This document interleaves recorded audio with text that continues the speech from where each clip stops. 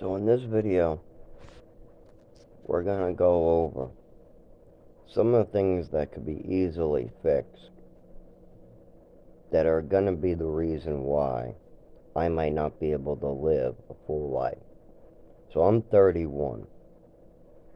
If the doctors don't help me, or if we don't get this neurological taken care of, there's no way I'll see 40. I had my hair run over by a tire after a seizure at about 9 o'clock at night when it was 20 degrees out on the side of 108 where the cars go about 50 to 60 miles per hour, and there's no traffic lights, no side lights, so it's pitch black and cars are less than an inch from my head. And this is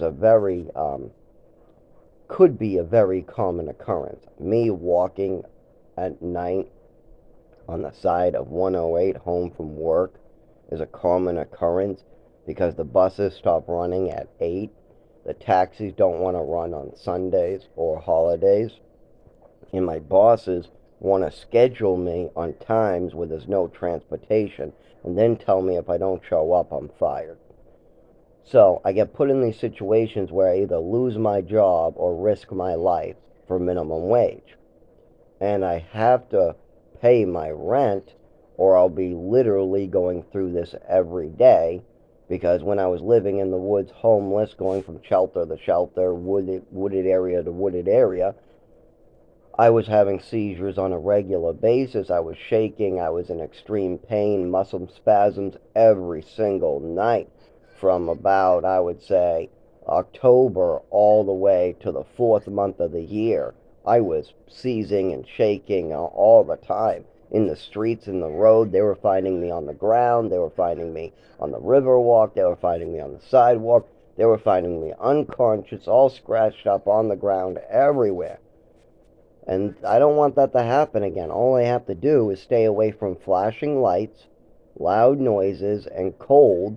And then if I start shaking and seizing, sit down and get warm right away, or look down away from the flashing lights. Not that difficult. But I've had so many that I have a permanent pain in my back.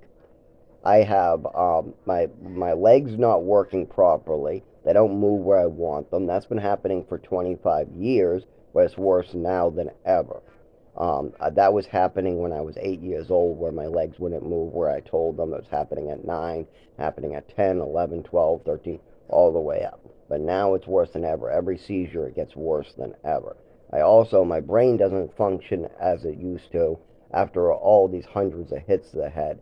Something I should go over is during these seizures, I flop a lot on the cement, and my head smashes the cement really hard. I mean, like somebody trying to put their head through a wall hard.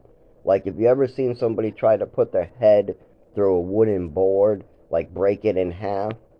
When you're having a seizure and your body's flailing, it flails at that hardness. So my head is smashing the cement as hard as a karate teacher smashing a wooden board. And it does this over and over. Even though my head is bleeding, my skull is cracked, I'm unconscious, my head continues to smash the cement over and over and over. And I'm unconscious during this, so I just wake up with scars all over my head, brain damage, fractures, and so the whole works.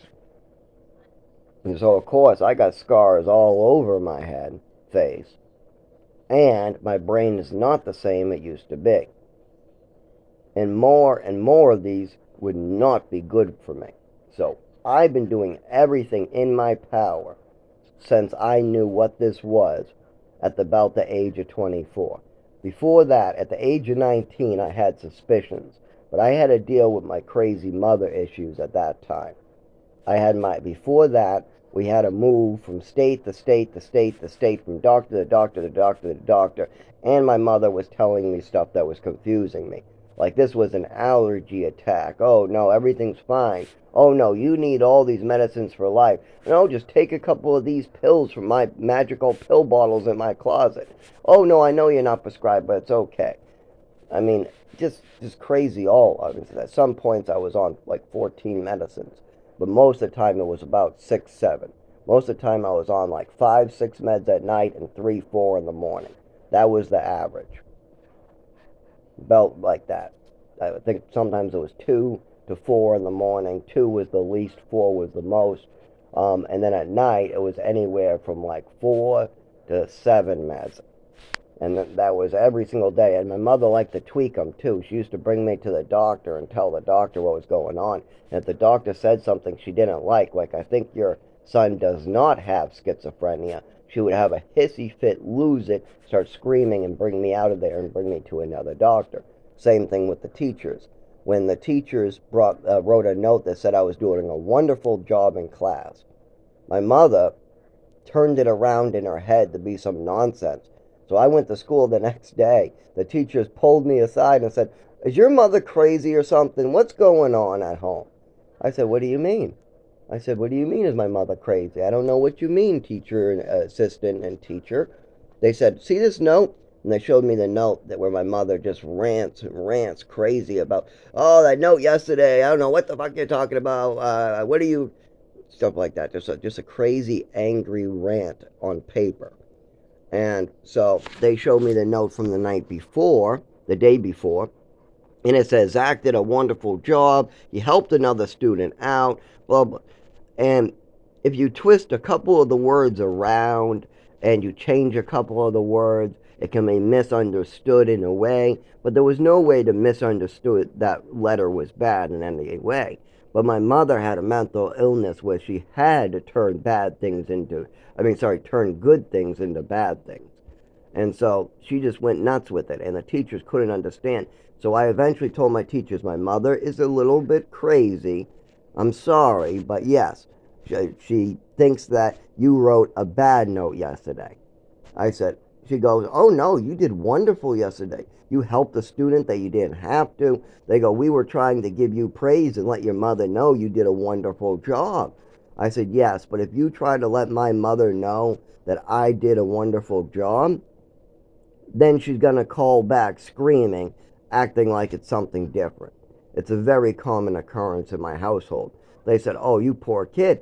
That's that your mother is crazy, and we can see it right on this paper. We send a beautiful note saying you're going the extra mile in class, you're doing a wonderful job, and then your mother makes it out to be like something you did wrong. We don't understand what's going on here." I said, "That's because my mother has a mental illness. She's crazy. You don't understand that." I just said that she's crazy because the teachers were already calling her crazy at that point. They called me in the office and asked why your crazy mother is writing crazy notes like this. So I just used the same language that the teachers were using back. But anyways, back to the doctors. So there's some simple changes we can do to make sure that people get the help they need. Like I could live a decent life if I got medication for epilepsy. Maybe if I took CBDV for seizures, did a combination, moved to a warm state like South Carolina, stayed indoors, worked real hard, worked a job like I'm working now, and made sure that I reduced my seizures to one every 5 to 10 years or zero, I could live a decent life. But that's going to require me actually speaking with a doctor. That's going to require the doctor listening to me and believing me. That's going to require fixing some of my medical records. That's going to require my doctor not listening to any of my past information that has my mother and father involved with it. That also requires not listening to any of the information that I made before I was 19 when I was brainwashed and being told what to say because I was just repeating what I was told. Yep, that's it. These are my medications I'm on. These are the disorders I have. This is what my mother tells me is wrong with me. And that was it. But a lot of that went on stone. And then now they're asking me, well, we have at age 17 that you said you have depression. Is that not true? Well, at the time, yes, I thought I had depression. And I do have depression. But I have depression from medications that can cause depression. If you give me depressants, I get depressed. That's simple. You give me downers that are depressants, I get depressed. It is that simple. I figured that out. It took me 15 years to figure that out. I mean, goddamn, you would think a doctor, my mother, or my father would be able to tell me that a downer, that is a depressant, could make me depressed, that has right on the paperwork, may cause depression and suicidal thoughts. If you see any suicidal thoughts or signs of depression, consult your doctor right away. The reason why you consult your doctor is so you go off of the medicine. What's even worse is at the age of 17, I consulted my doctor in Chelmsford. I went in the office, told him about these symptoms, and he told me I might have to wait longer and I should go up on the medication. This is Seroquel and Trazodone and Thorazine that I've been on for years. And I wait a whole nother year going up on high doses, feeling worse and worse and worse for that whole year. Then I try to go in again and he wants to go up again. Now he goes up so bad that I feel like my heart's going to explode out of my chest in the middle of the night. I bring that up to him and he doesn't want to bring me off of it.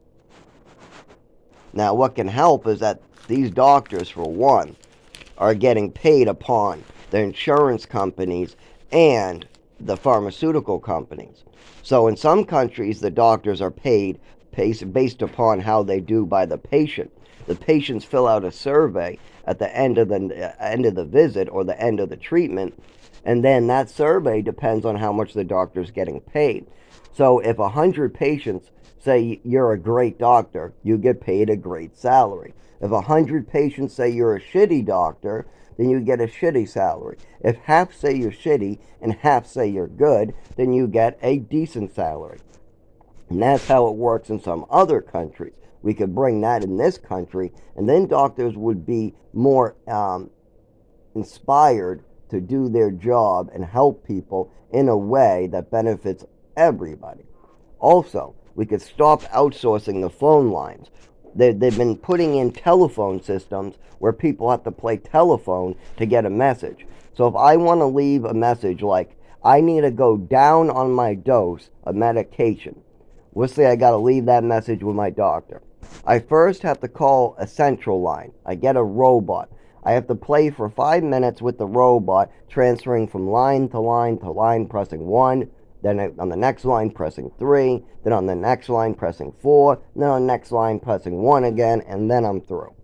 Then we get the central secretary who's in South Carolina or Connecticut someplace. She is a outsourced call help service. The doctors use this a lot now. She asks you what your issue is, and she'll transfer you to the doctor or a nurse line or secretarial message machine line. So I tell her the issue, and then she transfers me to the doctor's voicemail. Then you leave the message with the voicemail. But other times, the central line will leave the message for you. They'll tell you to leave the message with them, and then they'll leave the message with the doctor. So no voicemail where you're leaving it. So you tell the message to the central, some stranger you don't know, you're leaving your medical information with, and then they're leaving that message verbally or with their notes with the doctor. Well, a lot of times that message gets broken up because you're playing telephone. I'm giving a message to the central person, then she's giving a message to the nurse at the office, and then the nurse at the office is giving the message to the doctor. That message is not going to be the same as I gave it. And when it comes to medical information, that can be confusing. Changing a toe to a toenail can be a big difference. If you're removing a toenail and that gets changed to removing a toe, that's a big difference.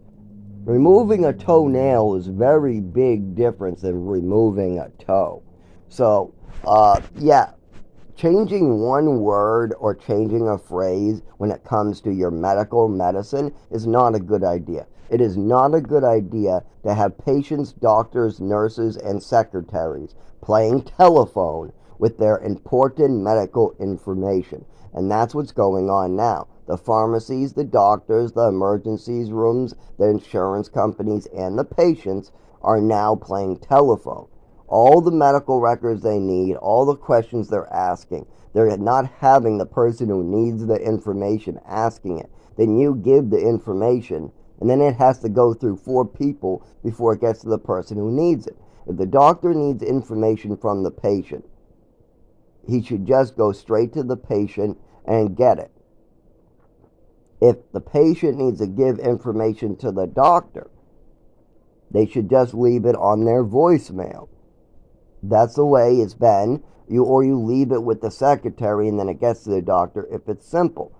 But this is really getting really confusing and more hectic than it needs. We don't need to be playing telephone with 4 different people. I don't need to be calling the central line. Then the central calls my doctor's nurse line. Then my doctor's nurse passes on the message with the doctor. And if you don't have a voicemail or a recording of it, if you're just writing down notes of what I'm saying and repeating it over and over down the line, it's not going to be the same. If it's a voicemail, oh yeah, you can just play it and send it over or whatever. It's a lot different. And this is the problem we're having. We're adding messed up steps to the medical system that's already broken. We have a broken medical system in this country all the way back in the 70s, and now we've broken it even more. We've literally beat a dead horse. Our medical system is a dead horse, and then we went and stuck fireworks up its ass and blew it up. Like, maybe this will bring it back to life. Maybe if we put some C4 in this horse's ass, light it, blow it up, maybe the horse will come back to life? No. What we need is a new horse. We need a new medical system. That's it. Our system is extremely broken, and the more we add these little tiny new systems to it, the more broken we make it. Because adding anything to a broken system like this just breaks it further. So we need to stop playing telephone at the doctor's offices. Doctor's offices need to start worrying about the patient's needs, so that, because that's what they're getting paid for. If they're doing that, then they should get paid more. That's it. If you are a dermatologist and you're doing a great job working with patients' skins, and somebody comes in trying to describe a mole to you, and you say, I don't want to hear about your blue mole. I don't want to, fuck off with your blue mole. That doctor should be paid less, because that patient might feel some type of way and feel uncomfortable about sharing the other big growth on his leg that has 3 sideways lumps and is all different colors. You know, the doctor just made a comment with the blue mole on my shoulder. So this really fucked up lump on my leg, I shouldn't tell him. And doing that to your patient is messed up, and that's why those doctors need to be rated at the end of that session. The insurance companies or somebody should be asking and should be deducting these doctors and these offices money that they get, the amount of money coming in based upon their performance. If a store or a restaurant was giving you rotten food, you think that they're going to make millions? Absolutely not. But yet you have doctors that literally are butchering people but will make $26,000 literally on one surgery or something like that. That's ridiculous. Nobody should be butchering people and be laughing their way to the bank because of it. And that's the problem. We literally have people who can not do their job, fuck around, hurt others. Because keep in mind, when doctors decide to not do their job, they're causing harm to a human body. They can decide to do that, and there's lots of doctors doing this, and there's no consequence in America. They get away with it constantly. There's a doctor at the hospital, at the emergency room right up the street from me, that does this regularly to keep the homeless away. If you don't drive, you have a backpack, or you don't seem like you're a rich white person, like if you have an extra sweater on, he literally malpractices you on purpose so you won't come back to that hospital. He's done it with about 7 of my customers. He's done it with me twice because he thinks I'm homeless. And he's done it with my roommate, where his doctor has already put in a complaint with the medical board. But this doctor has been doing this to any person who doesn't look like they have money. Like, he cut open my doctor with he cut open my roommate with the thing because he had an abscess, but he didn't put a wick in there, and he cut it way longer than he needed to the point where David's doctor had to stitch it back up. Me, he treated my nurse and treated the information I gave him after a seizure horribly, talking to the nurse about bringing me up to the shower upstairs and giving me a sponge bath and stuff. He totally was just non-existent when I had another seizure too. He didn't even speak with me for this 4 hours I was in there. He just left me in a dark room and then released me. I mean, I got in there. He run one test and then released me without even speaking with me. Didn't send no nurses and nothing. Just a dark room for 4 hours. I mean, that's weird. He didn't run no tests, nothing. So and that's not even malpractice. That one doesn't count because that's just nothing. But a lot of times, my patients come up with horror stories of this guy, too. He's about 39 years old, maybe 41, tall, short hair, really skinny. And that's how I ask my customers when they complain that they had malpracticed at Frisbee, because this guy's not trying to hide it. He's straight up about it. He wants you to know that he's going to malpractice you and fuck you up. He's going to butcher you if you come back. He wants to be very clear about his intentions to fuck you up. These aren't small accidents. He's doing them on purpose. And the reason why is because he doesn't want to deal with homeless people in his hospital, and he knows he can get away with it and still collect his paycheck. But if we were rating him, if each one of us wrote a little, how is your stay at this hospital? If we all wrote a little box in and we took a survey, and if we knew that that survey actually did something, if that survey actually did something to their paycheck and actually mattered, if it didn't get just thrown in the trash like it mostly does in America, then we would actually have a system that works. Then that doctor would be taken out of that hospital and somebody else would be brought in. But see, I have filed complaints and they go nowhere. I've told other people to file complaints and they say they go nowhere.